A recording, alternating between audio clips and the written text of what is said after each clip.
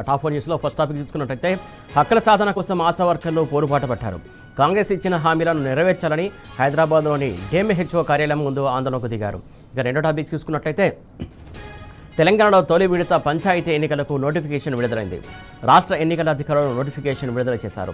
ఇవాటి నుంచి ఈ నెల 29 వరకు నామినేషన్లు స్వీకరిస్తారు. ఉదయం 10:30 నుంచి సాయంత్రం 5 గంటల వరకు నామినేషన్ పత్రాలను దాఖలు చేసేందుకు అవకాశం ఉంటుంది.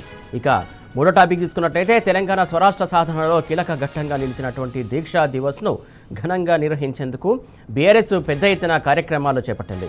తెలంగాణ ప్రత్యేక రాష్ట్ర ఉద్యమంలో కేసీఆర్ చేపట్టినటువంటి ఆమరణ దీక్ష ఓ మైలురాయని నేటి తరానికి వివరించేందుకు సిద్ధమైంది.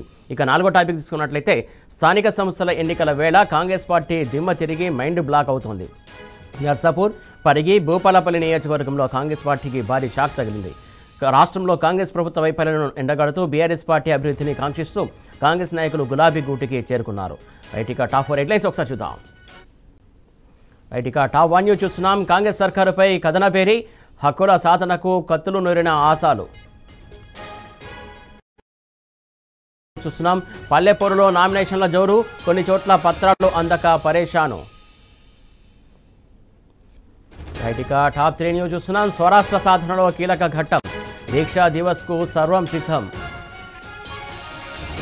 రైట్, ఇక టాప్ 4 న్యూస్ చూస్తున్నాం. హస్తానికి తిమ్మ తిరిగే షాక్, కాంగ్రెస్కు హ్యాండ్ ఇచ్చి కారెక్కుతున్న నేతలు.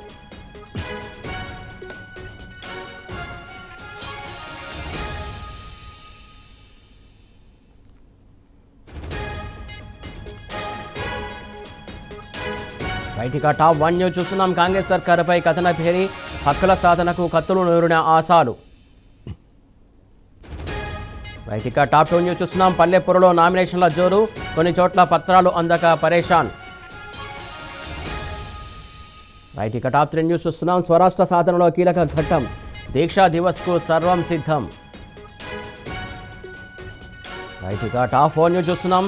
హస్తానికి దిమ్మ తిరిగే షాక్, కాంగ్రెస్కు హ్యాండ్ ఇచ్చి కారెక్కుతున్న నేతలు.